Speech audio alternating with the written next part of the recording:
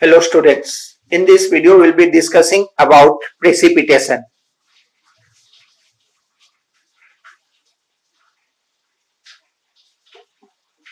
Precipitation. What is actually precipitation? It is actually a common word which is used for any kind of moisture which we get from the atmosphere.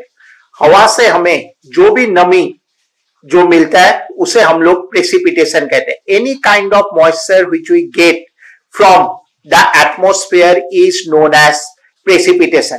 It has number of types like rainfall, most common form of precipitation, then there is snowfall, then there is drizzle, then there is hail.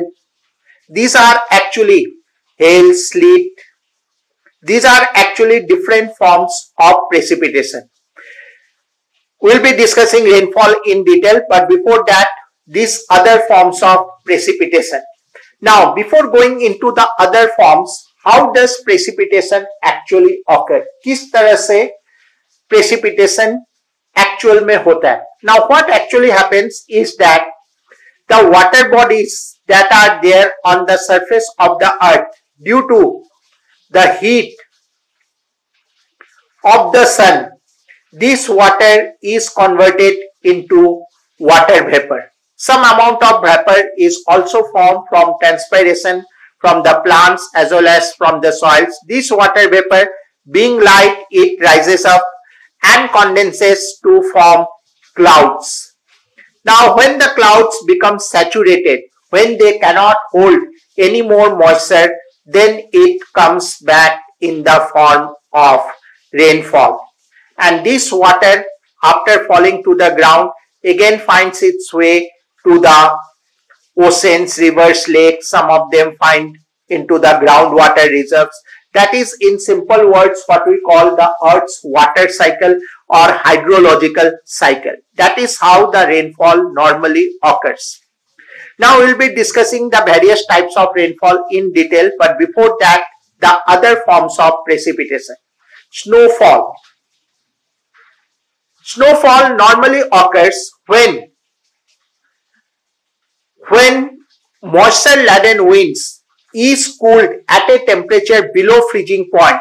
When it rises up, if the temperature in the higher atmosphere is very low, then in that case, instead of raindrops, it comes back in the form of snowflakes, what we call as the snowfall. That is, whenever the condensation takes place in temperatures below the freezing point, then instead of rainfall, snowfall normally occurs. Next one is drizzle. Drizzle are very small, numerous water drops that may appear to float in the sky. In fact, along with the wind, they may move from one place to another. Very small droplets of water, hardly 0.2 to 0.5 millimeter in diameter. Such type of drizzle, whenever they occur, they sometimes may appear with the fog also. But fog does not fall to the ground, but this drizzle, they always fall to the ground. And normally drizzles are, you can say, very light rainfall. In fact, whenever the drizzle occurs, if you run across, you may not get wet totally, which can happen in case of the rainfall. Next one is, of course, hail.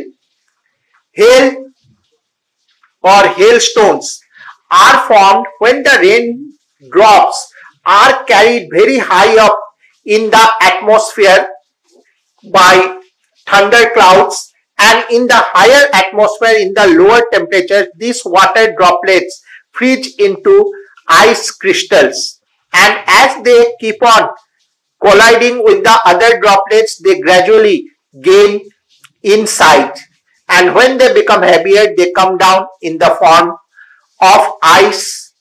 Small chunks of ice fall to the ground, that we call as the hail. They have the capacity to cause maximum amount of damage, particularly due to crops as well as to the structures that may be there on the ground. Sleet. Very simply, rain and snowfall together is termed as sleet. Normally, it may happen whenever sometimes if a snowfall is occurring, it may pass through an area or atmosphere which may be slightly warmer.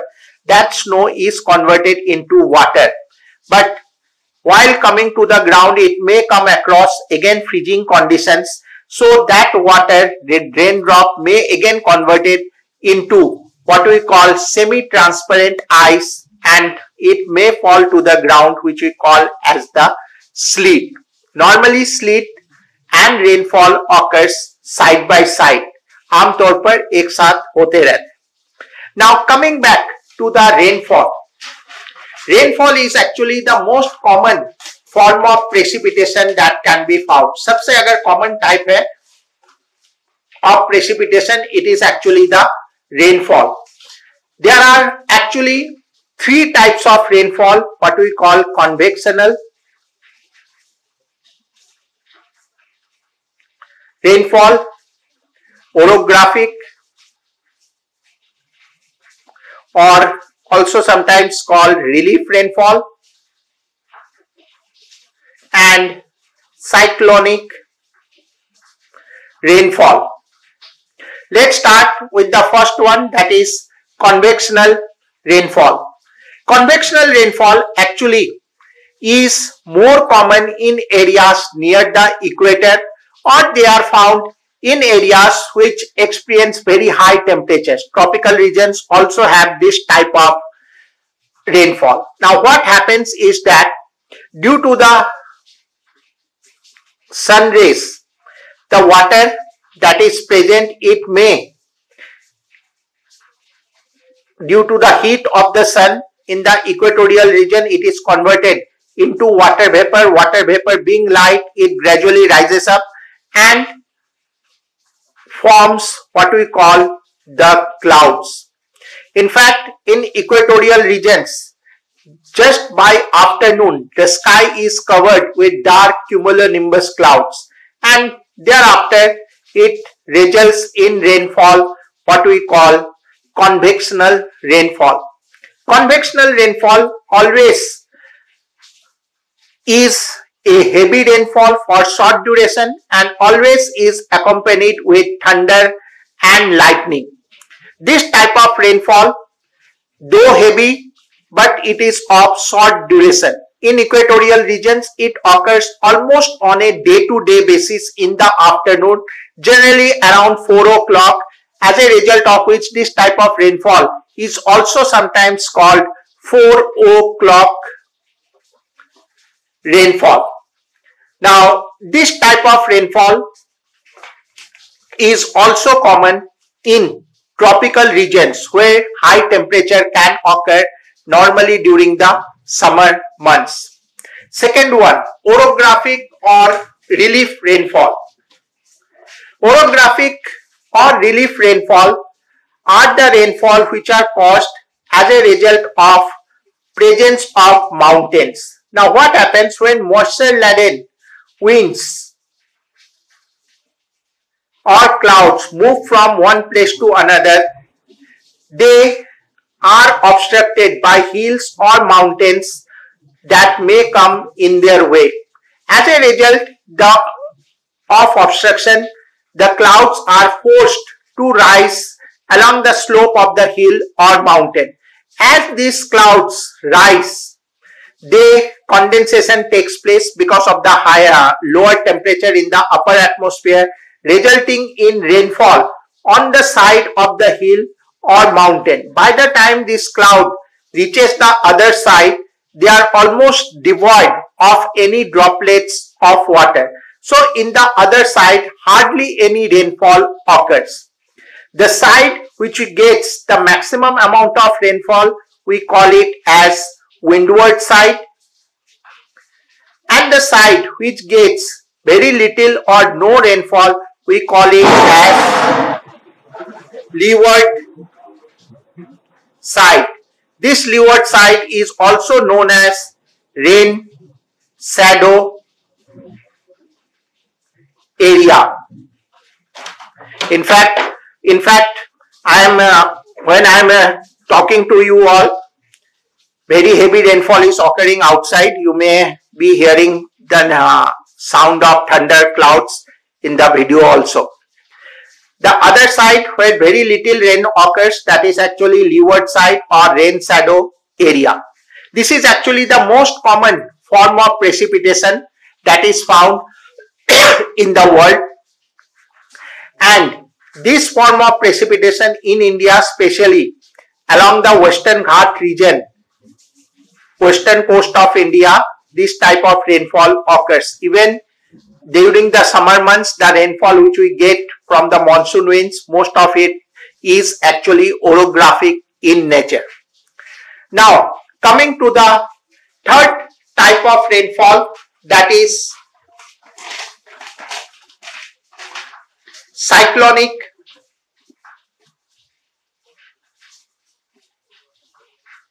rainfall.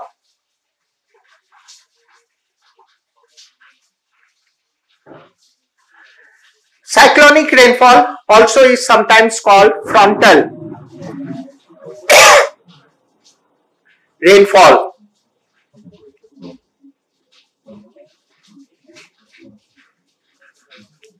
Cyclonic or frontal rainfall is actually caused by the fact that when two unlike air masses, suppose one side warm and on the other side cold, air mass approach each other from opposite direction, in between them an imaginary line or imaginary zone of separation is formed, what we call as the front. The warm air mass being light, it gradually rises up along the slope of the front, and as it rises, condensation takes place and rainfall occurs, and that type of rainfall we call it as cyclonic or frontal rainfall. Now, as the warm air mass keeps on rising, the cold air mass normally surrounds the warm air mass from all the sides. So, as a result of which low pressure exists in the center and high pressure in the surrounding areas. So, wind starts to blow from all direction towards this low pressure center, resulting in depression, what we call as the cyclonic rainfall or formation of cyclones which take place. In fact, the cyclones that are there, they are normally of two types. One is tropical cyclones and another one is temperate cyclones. Tropical cyclones normally are found 5 degree to 20 degree north and south of the equator, and temperate cyclones normally are found in mid latitudes, normally between 40 degree to 60 degree north latitude. Normally tropical cyclones, they are formed either in the late summer or autumn. Temperate cyclones, they are normally formed in the winter months. Obviously, tropical cyclones are more destructive, but they are of short duration. They are not so destructive, but they can cause lingering rainfall for 3-4 days or even 5-6 days. They bring more destruction, but they may bring floods. Now, their area or diameter may be at most 100 to 500 meters. But in this case, they may have a diameter of almost 2000 meters also. The cyclones that occur in different parts of the world, they are known by different names. Different names are given to the cyclones that occur in the different parts of the world. For example, the cyclones that occur in this region, that is Caribbean, near the Caribbean islands, North Atlantic Ocean, it is actually known as hurricane. The cyclones that occur in this East Asia or South China Sea, it is known as typhoon. The cyclones which occur in the Bay of Bengal and Arabian Sea region, they are known as the cyclones. Cyclones which occur in the Australian coast, they are known as the Willies. Similarly, in the Mediterranean region, the cyclones that occur, they are known as Medicans. In coast of Japan, they are known as Taifu. And along the west coast of America, they are also known as the Twister, or sometimes also called tornado. But tornado is something which does not occur on the water. Cyclones, normally their formation takes place in the water areas only. And as they strike the land, they normally go on to become weaker and weaker. Okay, before finishing, two more things which you should know. Along the rainfall that is there, it is normally measured with an instrument what is called rain gauge. It is the instrument by which rainfall is measured. Basically, it is a very simple instrument consisting of a funnel-shaped structure and a jar type. It is kept during rainfall. It is kept in the open rainwater falling in the funnel, gets accumulated in this jar, and thereafter this water is measured by a measuring instrument, and of course it is either classified into millimeters or centimeters, the amount of water, that is the rainfall of a particular time, is classified. That is how. But rain gauge nowadays is of different types, not such simple ones. There are other types of rain gauge also, but this is the most common and old method of measuring the rainfall. Apart from it, you also need to know a little bit about dew and fog. These two are not considered as a form of precipitation. They are not considered as a form of precipitation simply because of the fact that they are formed on the ground, or they are formed not coming down from the atmosphere. Precipitation is something which we get the water from the atmosphere, but in these cases they are not formed from the atmosphere. That is why they are not considered as a form of precipitation. Dew normally is formed in the winter months when, due to rapid ground radiation, the moisture that is present in the atmosphere near the ground, they settle down on the blades of grass, leaves of the trees or the ground, and you can find droplets of water forming on them. That is what we call as the dew. Fog normally occurs again in the winter months, especially when there is very little difference between the difference of temperature, hardly of 2.5 degrees Celsius between the dew point and the temperature. Then the droplets or moisture that is there in the atmosphere, it keeps on floating in the atmosphere as fog, reducing visibility to a large extent. But as the sunlight appears, this fog also disappears gradually. Last thing, you should also know about the humidity. Humidity very simply is the amount of moisture that is present in the atmosphere. हवा में नमी को actually हम लोग humidity कहते हैं.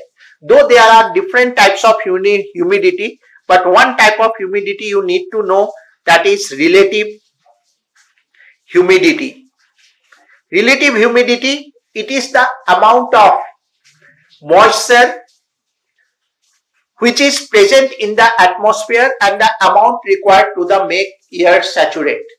In simple words, it is actually the ratio between the amount of moisture that is present, हवा में कितना नमी है, and how much amount is required to make the air saturate. कितना नमी है और कितना लगेगा उसको पूरा saturate करने के लिए, पूरा भरने के लिए. That is actually what we call relative humidity. For example, at 10 degrees Celsius, the 10 degrees Celsius temperature, the air has 6.8 grams of water and another 9.4 grams of water is required to make the air saturated, then the relative humidity will be, if you cut it out, it will be 72%.